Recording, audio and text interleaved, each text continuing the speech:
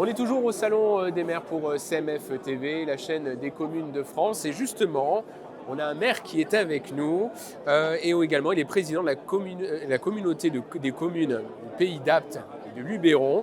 Il est également maire de Cazeneuve. C'est Gilles Ripper qui est avec nous. Bonjour, monsieur Ripper. Bonjour, et comme je multiplie les casquettes, je suis aussi conseiller régional. Ah bah voilà. Voilà. Bah voilà. Donc comme ça, tout est dit.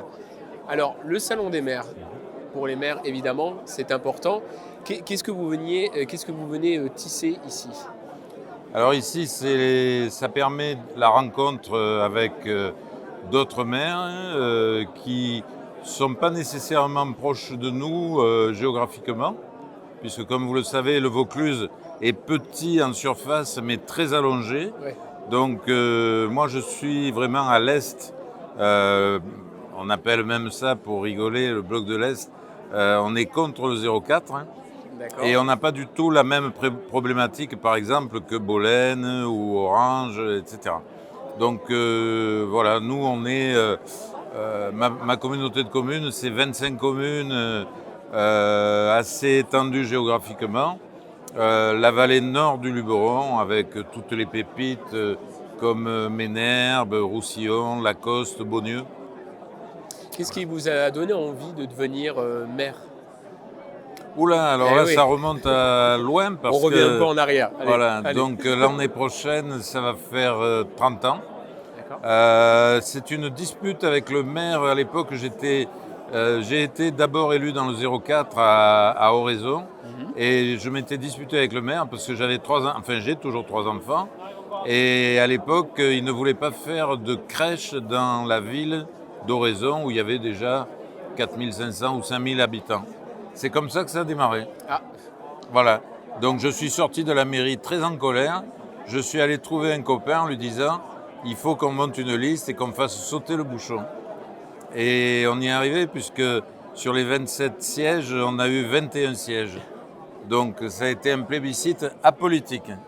Puisque mon ami était d'un bord, moi j'étais d'un autre bord, donc on avait monté une liste apolitique. alors quelles sont les problématiques que vous rencontrez en tant que maire aujourd'hui? Qu'est-ce qui pourrait, selon vous, changer pour les habitants, je parle, hein? Alors le Qu'est-ce que vous métier avez de besoin? maire, bien qu'étant décrit comme le plus beau métier d'élu, Ouais. est de plus en plus compliqué parce que les problématiques sont de plus en plus difficiles avec énormément de conflits de voisinage. C'est à peu près toujours les mêmes problèmes, hein, conflits de voisinage, les trous dans les chemins ne sont pas communaux, ils sont ou privés ou ruraux, les gens ne comprennent pas que ce n'est pas à nous de les réparer, mais à eux. Donc tout ça fait que c'est de plus en plus fatigant avec des interventions régulièrement de la justice, des procès. Donc oui, ça devient difficile. Par exemple, dans mon interco, où j'ai 25 communes, on se pose la question de savoir si on ne va pas prendre un avocat à plein temps. Ah oui. Oui, Ouais, oui. ouais. Parce qu'on a sans arrêt des plaintes, des mises au tribunal par Pierre, Paul, Jacques pour des dégâts des eaux, pour tout un tas de choses. L'urbanisme aussi qui est très compliqué. Quelle est votre plus belle réussite? Qu'est-ce qui vous a tenu le plus à cœur et que vous avez réussi? Vous êtes fier Alors, de ça? en tant que maire, Ouais. bien sûr, les réalisations dans mon village, déménager la mairie, avoir fait une crèche, une salle des fêtes, un bistrot de pays.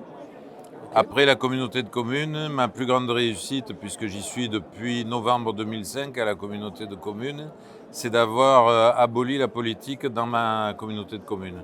C'est-à-dire que, par exemple, Dominique Santoni, qui est une de mes vice-présidentes, et moi, on est de bords opposés, mais on a un accord, tous ensemble. On ne parle pas de politique, Et oui, vous travaillez ensemble. on travaille sur des projets.